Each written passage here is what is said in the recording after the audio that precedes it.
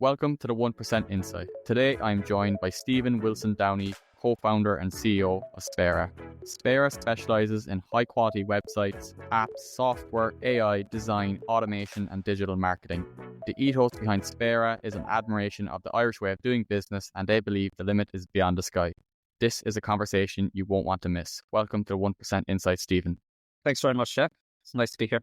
At the start of the podcast, we usually go back to how it all started. I think you had a really interesting career journey so far, Stephen. I'm starting off in culinary studies to now. How did you end up in digital transformation and digital marketing? I suppose it goes back to a very important year of my life, which was transition year in school. So yeah, back when I was 16, there was two interests of mine, one of which was computers and technology. So I was spending a lot of time in the computer room in school and both building computers, fixing computers, and then there was the rise in the popularity of Gordon Ramsay and Kitchen Nightmares. So that was all over the media at that point as well. So I spent 1 week in a company called DCare Systems Ireland, which is now a West Consulting, I think. And yeah, so the work I was given there on that transition year work experience was I was brought in and given a desk, and as part of the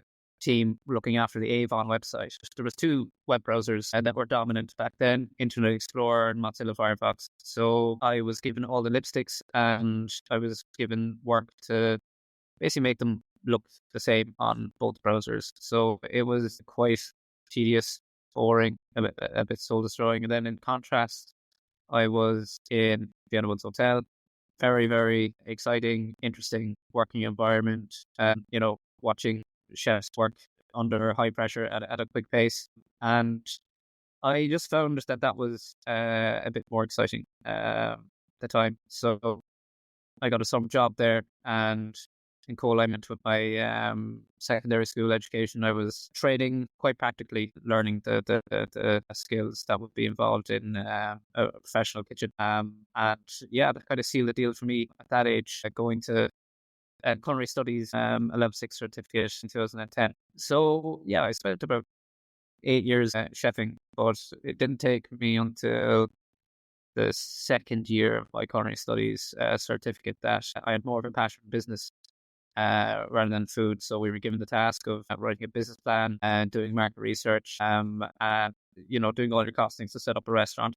So I found that whole aspect very, very interesting, and it started to shift my focus slightly. But yeah, it was maybe another 2 years where I was progressing through to my degree, where we were given a module to make a ready-made meal or product. And at that point, I was working in a restaurant called Clancy's down in Youghal, and there was two chefs there that came from the Cliff House Hotel in Watford, and they were doing some really, really interesting techniques around sous vide. So I'm going to give you a go at this one, Jack. What do you think sous vide is? Is it something to do with fish? I suppose you can cook fish sous vide. It's a cookery process where you essentially put the food in plastic bags and remove the oxygen and seal them, and allows you to cook the food at lower temperature. But what I could not get over was the natural shelf life I could get from it. It's about 3 weeks in a refrigerated environment, and I was amazed by that. But also, because of the absence of oxygen, the flavors as well, you have to cook the food to as high a temperature for it to be safe to eat. So there's probably a difference between 8 to 10 degrees between the two. So if you're not cooking sous vide, you're cooking more traditionally, you're looking to get a core temperature of 75 degrees. If you're cooking chicken, for example, the difference with sous vide is you can cook it much lower. It could be 65, 68 degrees. So really, really interesting. Yeah, I developed a bit of an obsession over it.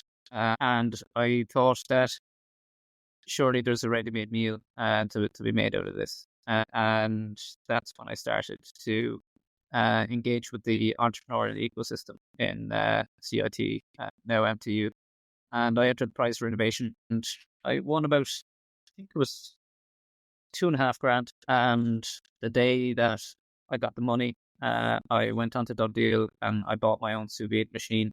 Stephen Belton down in Garrybow Hotel gave me a little corner to go and start doing my prototyping. And then that very summer, I went into the student incubation program run by the Rubicon Center to work on my product. And this time, I think we were given around 4 or 5 grand to determine the feasibility of the project. That's when I took the plunge. I gave up chefing and went whole hog at this project, doing market research.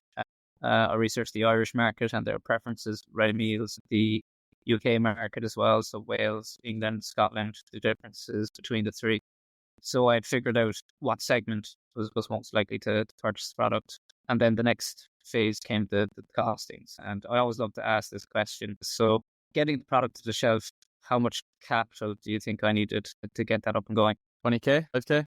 That way under? Way under. So I suppose what I was calculating, right? So you had your raw materials and the way a lot of food products would go, not all, but many. You'd kind of start off in your local markets or your local setting, and you start to produce and scale up from there. But spent that summer driving around to different companies that do food manufacturing in the Irish market. And the one problem that I kept experiencing was that they weren't able to produce it because they had different processes in different buildings. So I needed one straight line production. Outside of that, I was looking at, right, I'm going to have to carry my own overheads and hire my own staff and what have you. And by the time I finished calculating all of that, it came to about 1.2 million that I would have to get to the point where I can sell one product from a supermarket shelf somewhere. You could spend a lifetime raising that amount of money and a lot of hard work. I decided to pack that in and there was an enterprise internship in MTU at the time, and I did a master's science in market practice. So that was always an interest of mine in terms of, the food branding and the advertising. I grew up with terrestrial TV before digital came along. Digital was a primary school, but we didn't get into our house until I was around 16, 17. So I saw a lot of ads, and I naturally developed an interest in that side of things when I was a kid. And still enjoy seeing some advertising media today and how it works and how it still manages to position brands in front of the consumer. So toward the end of my first year of my master's, that put 5 quid into the on-campus bank, set up a business account, and just got going, customer by customer. That's where I met Dave Lyons, other co-founder. He was studying the same master's program. Away we went and kept our day jobs and met our customers outside of work hours. As the company started generating more revenue and able to support us, we jumped in one by one. The super story, and really interesting to kind of go from understanding like the business of food and then going to marketing and taking all those kind of insights with you and to start Spéire. How did you find the early stages of starting Spéire? I suppose, in the first 2 years, everything was trumped by excitement. I mean, we were a lot younger then, so there wasn't too much pressure on us, so to speak. I suppose where it all starts to become a bit more real is when you've given up the day job and you're all in and you're growing and scaling. And I suppose growing and scaling is definitely the one to watch. So I think you have to have a very tight grip on what you're doing, measuring what you're doing, and not taking too much on as well. Because if you start to take on too much and spread yourself too thin, that's when you start falling down in terms of the delivery of your projects to your client satisfaction. So I think that balance needs to be tailored very, very carefully. How did you come up with the name Spéire? It took quite a long time, actually. Well, I suppose a long time in my head, probably 2 or 3 months, trying to think of the name. Naming it was actually the hardest part. And I wanted to go with something Oscuelga to quickly communicate to the Irish market that we're local and we value the Irish way of doing business.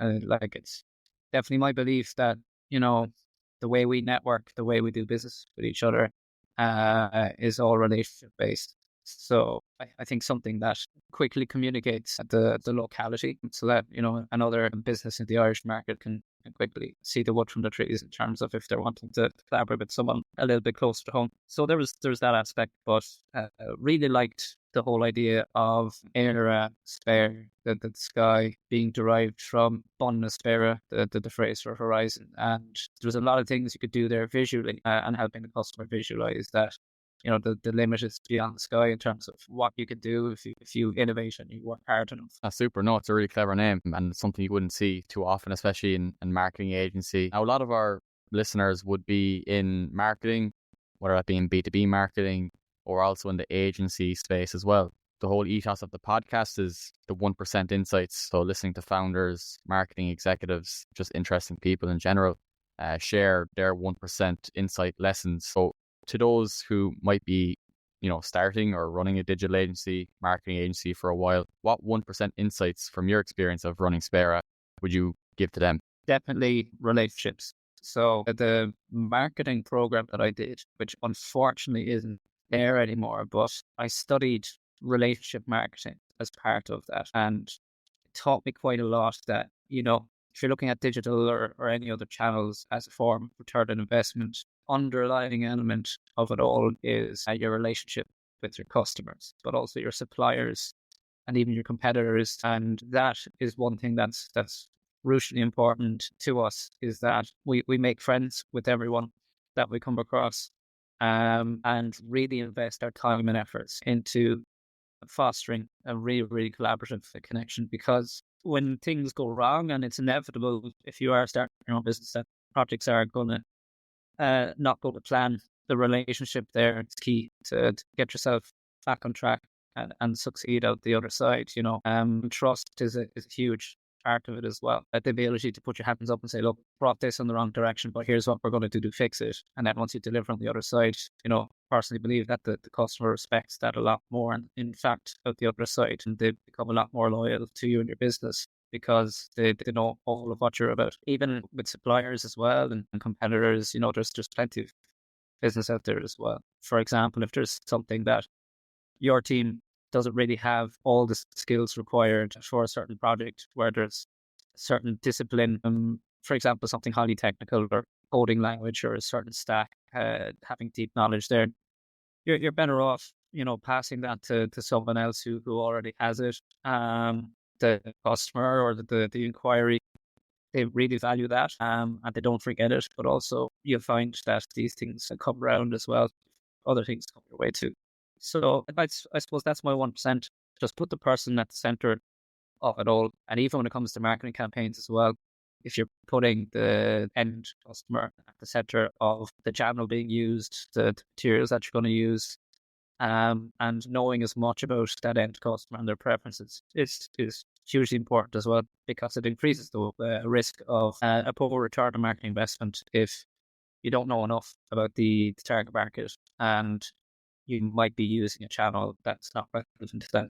Is focusing on the customer, and you're very focused on conversion and return on marketing investment for those customers, those businesses who want to get the most out of their marketing investment. How do they achieve this? Obviously, can't, broadly speaking, every business is different, but how could they achieve this an increase of return on marketing investment, and what metrics should they be looking at? Keeping it very, very simple. So if you're looking at the beginning of a campaign, if you can't measure the output, there's no point in doing it. Otherwise, you're entering into the risk of throwing money at clicks or buying eyeballs. So I think having that strategy nailed down in terms of, okay, what is the goal of this campaign? And it's 9 times out of 10, it's purchases, it's conversions into leads and inquiries. So that's where you kind of start. How do you measure that? So, for example, if it's a website, you're not going to put a conversion tag on a homepage. You're going to put it on a thank you page after somebody's made a submission, or a thank you page after somebody's purchased product. So that's probably where you start, and that conversion tag would ping back then to the advertised channel on whether or not the click that was sent through is bought from you. So that's one element of it. But also, every customer that is engaging with you for a marketing campaign, they're a business. So you have to look at the money that they're going to be spending. And you have to calculate the amount of what a successful conversion looks like. So if you're spending 3-4 grand in ad spend a month plus labor, and you're a furniture shop, for instance, so 10 grand worth of sales in, and then you're not factoring in the assembly costs and distribution costs, then you're entering into the territory of a loss-making campaign. Knowing what costs are involved on both sides, your side and the customer side, and measuring the return from there, that's when you're going to be looking at the growth area. So having a clear understanding of that, but also the channel as well. Having an insane amount of detail about the end customer, what that looks like, who they are, where they typically make their purchases, how they make their purchases, and where they learn about their new solutions. Answering all of those questions. Because if you're just going to run a Google campaign and a Meta campaign, not many of those questions answered, then there is an element of flying blind. You have to begin with a sense of measurement. You need to be able to measure what success looks like, and that keeps you on the right track. Because if you are generating a return on marketing investment, it also provides more funding to reinvest into other aspects of the campaigns that you want to begin with, to sell other products or expand into other geographic territories. So it's a really, really important metric to focus on. Otherwise, you're just running something in the background in the hope that it's going to continue to drive more business. What are you kind of seeing perform well right now in a digital space? And this can be from advertising, paid advertising, be from websites, the different areas that you specialize in. What are you seeing performing well now as a channel or a campaign? Paid advertising, once it's set up correctly, is always going to perform. But I think the trend that we're going to see now over the next few years is your organic SEO is going to become very, very important. Again, it always was there. It never went away, but there was a period there in search engines where your paid rankings were really outperforming the organic rankings. But I suppose with AI and your natural language processing engines such as OpenAI or your ChatGPT or Gemini or Perplexity, all these products, they are crawling and indexing websites, and it's all question and answer content. So you're going to see a difference in how people engage with their organic search engine strategies, where the content is going to be focused on answering a question or solving a problem. But you're going to see advertising, it's always going to be there, and it's always going to keep up with these advancements. So, Perplexity has started to do it where you're going to have rankings, for lack of a better term, to be an answer to a certain prompt. So, for example, the medical industry over in the US, you have, if you're a doctor's surgery and you're wanting to be the top answer for somebody inquiring about an ailment, they can click through and book on your website. So I think that's where we're going to see a lot of movement over the next couple of years. And it is good to see search and optimization stay relevant, but also it keeps websites relevant as well. Consumers are always going to have somewhere to go to buy something, but also you're going to be creating information for these engines to keep up to date and fresh. I think the use of AI to create is going to contribute to a lot of noise. Google is really doubling down on the quality and relevancy of search results. And I think a human is best equipped to answer a question that another human is asking, because they're able to pick up the context. The AI point, I feel like it's just been obviously a huge advancement in the last 2 years. It became kind of mainstream with OpenAI, but now obviously the tools are, endless essentially of what people can use. But sometimes businesses necessarily don't have the time to implement these or adapt these into their either marketing or even overall business strategy. For the businesses listening today, hearing about AI, how can they use it more of a kind of operational sense to maybe reduce costs or streamline certain areas? What would be your take on that, Stephen, in terms of how businesses can use AI? Definitely look at your processes and start with the administration side of your business to begin with. So you've got really good tools like Zapier or Microsoft Power Automate is really competitively priced as well. Automating the stuff that is capable of being automated, that's where you need to start. Anything that requires a bit of thought and analysis, AI isn't 100% there yet. So I suppose the rule of thumb is never use it to create or do. It's a tool, I think, is the message I'm trying to put out there. Is just remember that it's a tool that can assist you with making things a bit more efficient. So like bringing information from one point and sending it to another, that's a really, really good use case for AI at the moment, or helping analyze a huge amount of data for trends and insights. If you've got a large spreadsheet and you know what you need to look for, as long as the information isn't sensitive, you can use something like ChatGPT to help you see the wood for the trees when it comes to trends, asking you the right questions and what have you. But it is important as well to look at the settings that you have for these kind of things. Like in ChatGPT, for instance, you have to disable training elements. So any document that you're uploading, make sure that it doesn't get retained to train the entire model. So you have to be really careful about things like that and the privacy of the data. So, if you have a bit of a responsibility for making sure that the data isn't getting shared to third parties, you have to be really, really careful. It's going to be interesting for businesses to navigate now, especially over the next couple of years, as it keeps kind of building and learning from itself and improving. Obviously getting more sophisticated then in terms of like the next layers of AI that we go into. So that would be interesting for both the businesses and also people actually implementing it for maybe businesses, either in-house or as a kind of an agency as well, and how they kind of work that new solution into their workflows. Thanks very much for sharing your 1% insights with us today, Stephen. If you had one final piece of advice to a business looking to improve their return on marketing investment, what would it be? It would be if you're starting a new campaign, you do need to experiment a little bit at the beginning to figure out where the sweet spot is. But make sure that the way of measuring the difference between a conversion versus a click is correctly set up. Otherwise, you're on a path to having a very inefficient campaign. Begin with the conversion in mind. What does that look like? How it's going to be measured, and then build everything else around that. Thanks, Stephen. And where can our listeners find you? So you can log on to www.spéire.ie, or follow me on LinkedIn as well. When I do get some time, I like to drop some bits of content that I do come across. Thanks very much, Stephen.